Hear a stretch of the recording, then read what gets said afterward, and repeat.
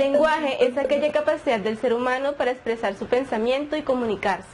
La comunicación se da en muchas especies animales a través de distintas formas o sistemas, pero son sistemas muy limitados que les permiten comunicarse de una forma muy básica. En el hombre, sin embargo, el sistema es más complejo. En este espacio de tiempo conoceremos más sobre esta herramienta del desarrollo social. Adquisición del lenguaje según Piaget, Vila, 1991. Piaget propone en su teoría cognitiva que la adquisición del lenguaje está íntimamente vinculada con el desarrollo cognitivo del niño, es decir, que aprenderá a hablar conforme acceda a un determinado nivel de desarrollo. Estas etapas son la sensomotor, preoperacional, operaciones concretas y operaciones formales. Piaget encuentra dos tipos de habla, el habla egocéntrica y el habla social. El habla egocéntrica se presenta hasta los 7 años. Un niño que todavía no ha aprendido un lenguaje busca expresar sus pensamientos inteligentes mediante imágenes o acciones físicas. El habla egocéntrica es la que el niño utiliza para poder expresar sus pensamientos en esta etapa. Esta conducta lingüística centrada en sí mismo se puede dividir, según Piaget, en 3 categorías: ecolalia o repetición de las palabras, y hasta aquí se presentaría lo que conocemos como prelenguaje. El monólogo, que es cuando expresa en voz alta sus pensamientos sin tener un interlocutor, y el monólogo dual o colectivo, en donde uno o varios niños hablan monólogamente, es decir, cada uno expresa su pensamiento pero no teniendo en cuenta el del otro. El habla social se da a partir de los 7 u 8 años. En este proceso de integración con los otros, junto al intercambio social que se deriva, es paralelo y también prerequisito al proceso de aprendizaje que conduce al niño a ponerse en el punto de vista de su interlocutor.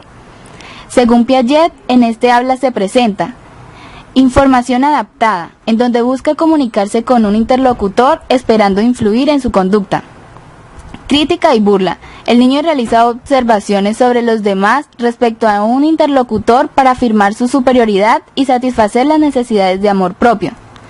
Órdenes, ruegos y amenazas. Si bien las órdenes y amenazas son fáciles de reconocer, es relevante hacer algunas distinciones. Se les denomina ruegos a todos los pedidos hechos en forma no interrogativa, dejando los pedidos hechos en forma interrogativa en la categoría preguntas. Edades. Para Piaget, en los niños menores de 7 años, solo existe comprensión en la medida que se encuentran esquemas mentales idénticos y preexistentes, tanto en el que explica como en el que escucha. Después de los 7 u 8 años del niño, cuando comienza su verdadera vida social, comienza el verdadero lenguaje. Pues es una afirmación bastante radical, ¿no? Decir que no se puede circunscribir solo a la niñez. Desde luego que hay procesos de adquisición del lenguaje, por lo menos en los sordomudos, ¿no? Pero mira que hace que el proceso sea más complejo, más difícil y lleve más tiempo. El niño desde el momento de su gestación, cuando él ya empieza a estar en el útero materno, comienza a recibir ese condicionamiento del lenguaje, ¿no? Al escucharlo. Sacarlo de allí es hacer un proceso más complejo, no tan natural, y es lógico que se puede, pero entonces los especialistas en el desarrollo, los terapistas del lenguaje, han encontrado serias dificultades para poder desarrollarlo posterior a esa etapa primigenia, ¿no? Por lo tanto, no estoy de acuerdo con la afirmación. Desde luego que se dan casos, pero cuando no empieza el desarrollo de ese lenguaje en esa etapa natural, desde el útero materno, la convivencia con sus congéneres desde esas etapas primeras, hace que el proceso sea supremamente complejo y los avances muy lentos. A nivel de la embriología cerebral, a los 18 días se empieza pues a formar el tubo neural, y a partir de, podemos decir que entonces las estructuras encargadas como tal del lenguaje, que sería a nivel de la corteza, hay los hemisferios, que sabemos que es el lóbulo temporal más o menos, que está generando una carga amplia en lo relacionado con el lenguaje, entonces se va formando a partir de los 45 días que se dan las divisiones a nivel cerebral, o sea, a partir de la sexta a séptima semana. Entonces empiezan a formar pues las áreas encargadas del lenguaje, que se empiezan a formar los lóbulos, los diferentes lóbulos, y a partir de la séptima semana se dan las fisuras y surcos, pues que van a complementar el desarrollo de ese cerebro, de ese sistema nervioso central. ¿Qué pasa pues con una malformación genética? A partir pues de los 45 días de la quinta semana, se dice que puede darse alguna malformación, alguna alteración, que va a implicar pues más adelante en el nacimiento alguno de los trastornos del lenguaje que conocemos pues actualmente, que depende del tipo de trastorno que se dé y dependiendo de la afección que se genere o de la alteración que se dé. Entonces pues va a repercutir demasiado en ese desarrollo del lenguaje a nivel pues del neurodesarrollo del niño y a nivel pues adulto si no se da una intervención o una detección temprana de esa alteración que se dio. El desarrollo del lenguaje, Quintero, 2005. Vygotsky, con su postura interaccionista, defiende que el pensamiento y el lenguaje no se pueden separar, puesto que se encuentran en estrecha relación. En su teoría del doble origen del lenguaje, afirma que en un principio el habla es preintelectual y el pensamiento preverbal, y estos se desarrollan de forma independiente hasta que en un momento confluyen, convirtiéndose el habla en racional y el pensamiento en verbal. Al ser visto el lenguaje como una conducta de interacción, se presentan tres características. Primero, el lenguaje es un sistema de símbolos convencionales que mientras más se usa, más se adapta a las normas sociales. Segundo, el lenguaje es un sistema de regulación y autorregulación del comportamiento, ya que permite planificar y comprobar nuestra conducta. Y tercero, el lenguaje es una forma de conocimiento, tanto de los modos como de sus usos. Además, encontramos algunas diferencias individuales en la adquisición y desarrollo del lenguaje debido a algunas variables, como son el marco familiar, por la estimulación ofrecida, la calidad de las interacciones y el lenguaje dirigido, caracterizado por ser más simple, de frases cortas y donde abundan las repeticiones. La madurez neurofisiológica, ya que es imprescindible que el niño haya alcanzado una adecuada maduración biológica a nivel auditivo, fónico y articulatorio. Y la limitación de sonidos, fundamental para la adquisición de vocabulario y desarrollo de la fonética. Sí, sobre todo el lenguaje articulado, ¿no? Y más cuando viene el lenguaje escrito. La evolución ha demostrado que veníamos como empatados, tanto en la evolución animal, nuestro cerebro eran iguales. Es más, los animales lo tenían como un poquito más desarrollado, pero hubo un momento en que hubo una mutación tal vez a favor nuestra y comenzó a desarrollar la linealidad en la estructura cerebral que dio la posibilidad de producir el lenguaje. Usted sabe que el ser humano empieza a comunicarse, son con signos, ¿no? Y cuando él desarrolla el símbolo y comienza a estructurar por imitación primero y luego a hacer estructuras lingüísticas más complejas, el hombre comienza a apartarse de la animalidad porque el lenguaje le da la adquisición de ciertas actitudes frente al mundo y frente a sus mismos congéneres. Ese proceso del desarrollo del lenguaje lo hizo que él se volviera más consciente de su existencia y comenzara a desarrollar estructuras y parámetros de comportamiento que lo fueron alejando de la animalidad. Y el paso más grande luego del desarrollo fonético articulado es el momento en que empieza lo escritural, básicamente. Bueno, aquí es muy importante pues hacer una valoración temprana desde el neurodesarrollo, desde los 2 años a los 5 años se da una tartamudez pues que va con el desarrollo, ¿sí? Que es normal que se dé. Sin embargo, eso puede ser una antesala para una tartamudez, una disfemia que puede quedar pues ya adquirida, ¿sí? Pero entonces para eso se necesita principalmente una valoración intensiva que identifique que realmente tiene la disfernia pues el niño, y hacer una intervención de diferentes profesionales. Entonces es importante que hayan profesionales de fonoaudiología, de terapia ocupacional, el psicólogo, el neuropsicólogo. La familia juega un papel muy importante en esta intervención. Si es pues, en el proceso escolar, involucrar a los docentes pues, de esta dificultad. Entonces es muy importante pues desde la neuropsicología crear pues un protocolo, un programa que permita a los niños involucrarlos y mostrarles diferentes actividades que le permitan de pronto adquirir, o pues, más que todo sea pues a nivel de la emisión del lenguaje, de la articulación. Entonces diferentes ejercicios que le permitan al niño hacer una estimulación de esta área, ¿sí? Entonces, lo fundamental acá para potenciar la adquisición del lenguaje en esos niños es un grupo interdisciplinario. Las primeras teorías acerca de la adquisición del lenguaje fueron las teorías innatista y empirista. La teoría innatista propone que el ser humano viene provisto de un programa genéticamente determinado. Este programa genético se corresponde en el lenguaje con la gramática universal propuesta por el lingüista estadounidense Chomsky. La teoría empirista plantea que las imágenes sensoriales son tramitadas al cerebro como impresiones, por lo cual la lengua es solo una colección de palabras, frases y oraciones. Es en síntesis un sistema de hábitos adquiridos extrínsecamente. El filósofo estadounidense Willard, quien formula que el conocimiento de una lengua puede ser representado como un tejido de operaciones diversamente asociados unos con otros y con los estímulos verbales por el mecanismo de reacciones condicionadas. La construcción del tejido es gradual y de acuerdo al ambiente.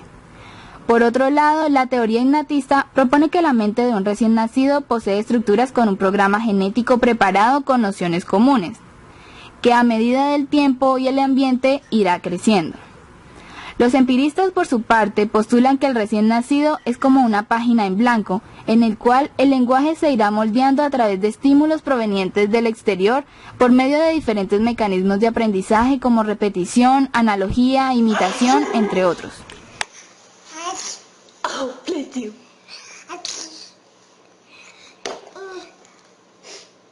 Listen, baby. Oh, bless you.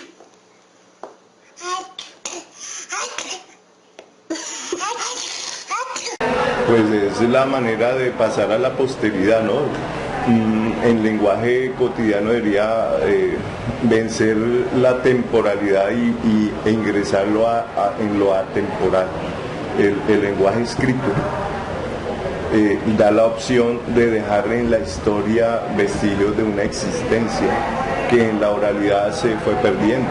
Si ahora llevamos a un chico a que vea una estructura glífica, difícilmente lo va a poder entender, pero si llevamos a unos chicos ante un lenguaje estructurado, desarrollado, escrito, va a entender y va a poder estudiar esa especie, esa región, esa sociedad que existió y dejó vestigios significativos escriturales.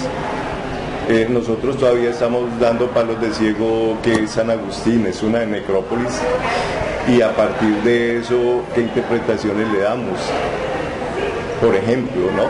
Pero mire que todo queda allí, lo que digan los antropólogos y los arqueólogos, pero como no hay nada de escritural, ha generado ciertas controversias en cuanto a la interpretación.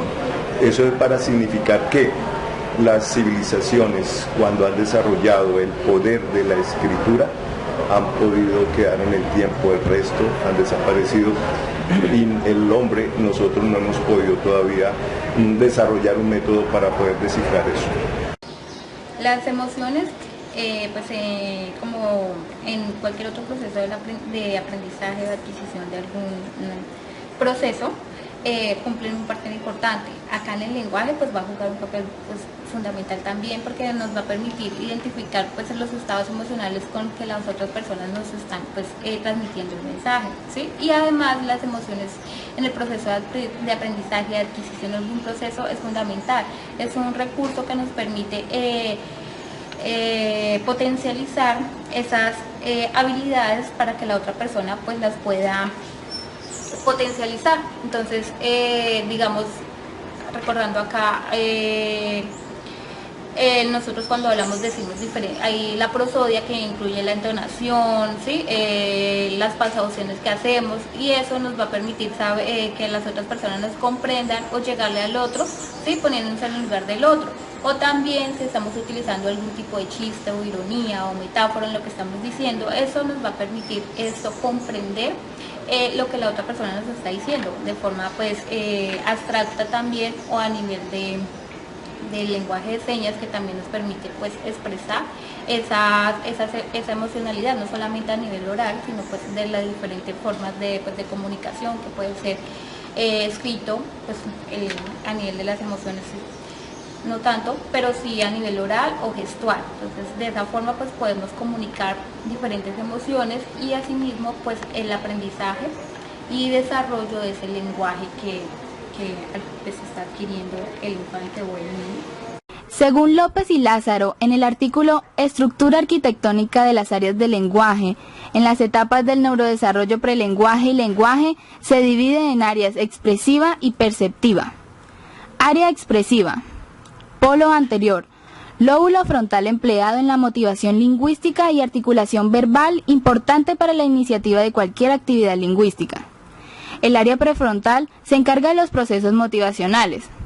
El área de Broca, área de Brodmann 44 y 45, cumple la función motora, es decir, los movimientos articulatorios de la boca.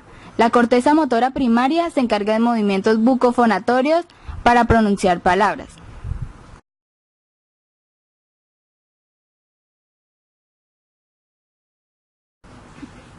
Área perceptiva, conformada por los lóbulos parietal, temporal y occipital, con función de la regulación del lenguaje comprensivo. El lóbulo temporal izquierdo se encarga del análisis y síntesis de los sonidos del habla. El área de Hertz, área auditiva primaria, recepciona las palabras, y el área de Wernicke dota de significado el lenguaje oral. El occipital se encarga de identificación usual de imágenes lingüísticas. El parietal o área de asociación se divide en dos: circunvolución supramarginal, área de Brodmann 39, y angular, área de Brodmann 39. Se encarga de la composición del lenguaje. Los componentes extracorticales son el fascículo arqueado, que es el conector de las áreas de Broca y Wernicke, los núcleos pulvinar y genicular del tálamo y los ganglios basales, y el cerebelo, encargados de la regulación de la fluidez del lenguaje. Por último, el tronco encefálico, encargado de la alerta de las áreas encefálicas.